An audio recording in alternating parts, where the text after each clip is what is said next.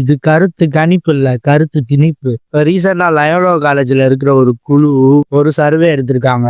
அது என்னன்னா, அடுத்த முதல்வர் யாருன்னு. அதுல 55% பேர் திமுக தான் அடுத்து 2026ல வரும்னு சொல்லியிருக்காங்க. ஆம், வாய்ப்பு என்று 55% பேர் சொல்லப்பட்டிருக்காங்க. இதெல்லாம் நம்புற மாதிரியா இருக்கு? தமிழ்நாடு எவ்வளவு சீரழிஞ்சு கிடக்கு. இதுல மறுபடியும் உங்க ஆட்சி வந்தா இன்னும் எவ்வளவு சீரழியும் தெரியல. நீங்க நடத்துற இந்த ஆட்சியில நேர்மை இருக்கா? நியாயம் இருக்கா? ஊழல் இல்லாம இருக்கா? சட்டம் ஒழுங்கு சரியா இருக்கா? பெண்களுக்கு பாதுகாப்பு இருக்கா? பொதுமக்களுக்கு பாதுகாப்பு இருக்கா? இயற்கை வளங்களுக்கு பாதுகாப்பு இருக்கா? சொல்லுங்க மை டியர் அங்கிள், சொல்லுங்க. ஆனா இந்த லயோலா குழு ஃப்ராடு குழுன்னு நல்லா தெரியும். 2016 இப்படிதான் சொல்லியிருக்காங்க, திமுக தான் ஆட்சிக்கு வரும்னு. ஆனா அதிமுக தான் ஆட்சிக்கு வந்துச்சு. 2016 திமுக ஆட்சி தான் வரும் சொன்னாங்க.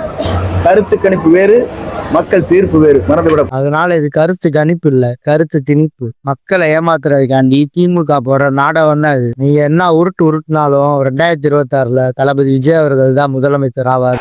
அதனால ஒட்டுமொத்தமா எல்லாருமா சேர்ந்து இந்த திமுக ஆட்சியை, கபட நாடக திமுக ஆட்சியை 2026 தேர்தலில் வீட்டுக்கு அனுப்புறோம்.